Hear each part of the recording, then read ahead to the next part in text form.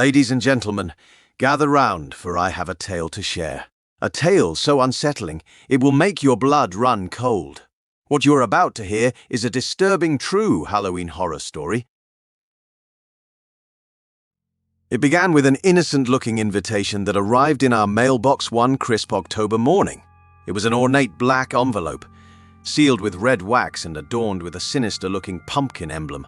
The cursive writing on the front read, "The Midnight Masquerade, a night of unimaginable terror." The invite seemed like a peculiar prank, something concocted by a macabre mind for Halloween thrills. My wife, Sarah, and I laughed it off, deeming it an elaborate Halloween party invitation. The days leading up to Halloween were filled with anticipation. We debated whether to attend the Midnight Masquerade, each time dismissing the invitation as a mere gimmick. However, as the date grew closer, we couldn't shake the gnawing curiosity that gripped us. Something about the invitation's enigmatic allure drew us in like moths to an eerie flame. The secrecy surrounding the event was intriguing, and the prospect of a thrilling Halloween night outweighed our initial reservations. As the day of Halloween arrived, the weather played its part in setting the stage. Dark clouds blanketed the sky, and a chill hung in the air, setting a foreboding atmosphere for the night's events. By evening, the sun had disappeared entirely, replaced by an early moon that cast an eerie silver glow over the town. Reluctantly, we began to prepare for the Midnight Masquerade. Sarah donned a black dress and accessorized it with an intricately designed mask, its feathers and jewels reminiscent of a bygone era. I, too, picked out a tuxedo and a mask, mine a somber visage of a sorrowful mime. The anticipation weighed heavily on us as we donned our disguises, concealing our identities like everyone else who had received the ominous invitation. We stepped out into the night, the air heavy with tension and excitement. The location was a mansion nestled on the outskirts of town, surrounded by ancient, twisted trees. The dimly lit path leading to the house was lined with flickering jack-o'-lanterns, casting eerie shadows in the moonlight. It was as if we were walking through a portal into another world, a place where reality blurred with the supernatural. With each step we took, the unease in the pit of our stomachs grew stronger. The mansion's facade came into view, bathed in the pale moonlight, and it appeared as though it had been transported from a Gothic novel. The windows glowed a dim crimson, and the soft, haunting strains of a violin filled the air.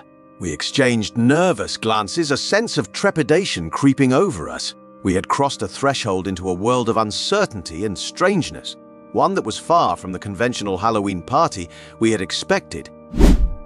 We entered the mansion, and it was as if we had stepped into another world. The interior was adorned with lavish, yet unsettling decor.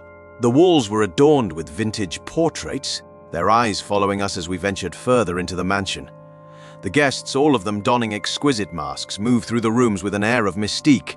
There was an odd hush in the air, and something about the atmosphere made my skin prickle, as though we had unwittingly stepped into a realm that should remain hidden. As the night wore on, the party grew increasingly bizarre. Strange rituals took place in hidden corners of the mansion, and guests whispered of unspeakable horrors.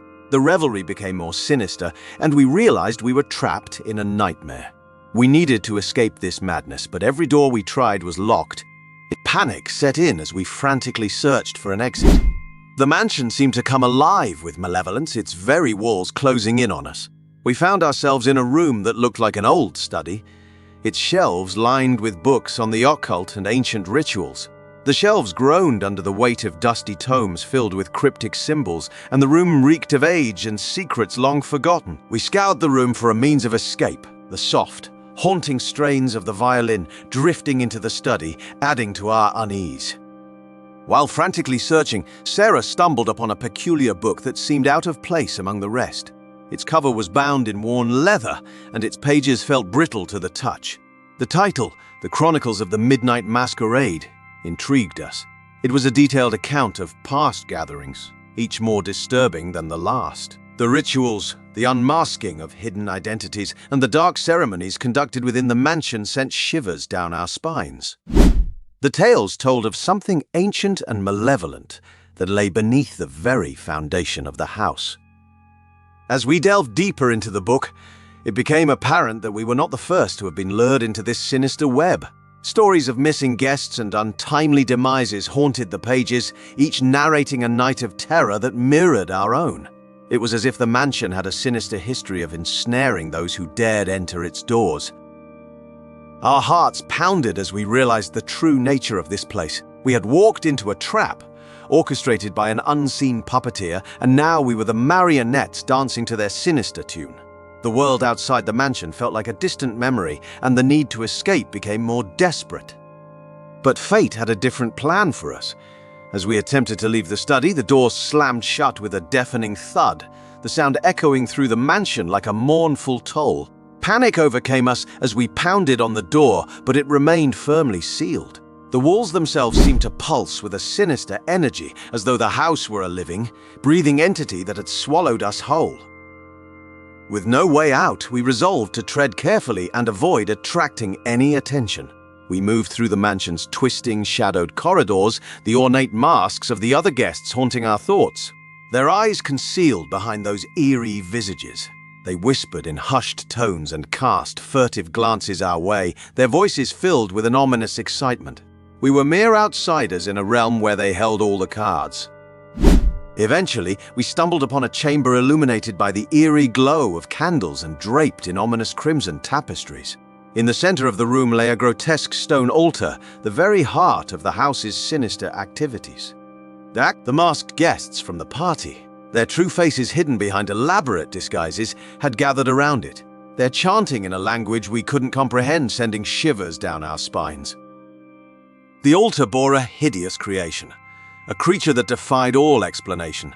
Its form was an abomination, neither human nor animal, adorned with grotesque ornaments and sigils etched into its pale flesh. It was a nightmarish entity, and its presence in the chamber sent chills down our spines. We watched in terror as the guests offered something unspeakable to the grotesque creature. It seemed as if their masks concealed not only their faces but their humanity as well. The ritual was macabre, and we could scarcely comprehend the depths of darkness that swirled within this house. As we tried to sneak away from the chamber, a floorboard creaked beneath Sarah's foot. The room fell silent, and the masked guests turned their eerie gazes toward us. Panic surged through us as we made a run for it, chased by the grotesque congregation. We sprinted through the winding hallways, our lantern flickering desperately. Finally, we found an exit, gasping for breath as we emerged from the ground. The Halloween moon hung low in the sky as we raced away from that cursed mansion. We never looked back, haunted by the horrifying truth of what we had witnessed. So, my friends, be careful what invitations you accept, for not all Halloween parties are what they seem. Sometimes, the true horrors are hidden behind the masks and mysteries, waiting to be unveiled in the darkest of hours. This was a disturbing true Halloween horror story. One I pray you never have to experience for yourselves.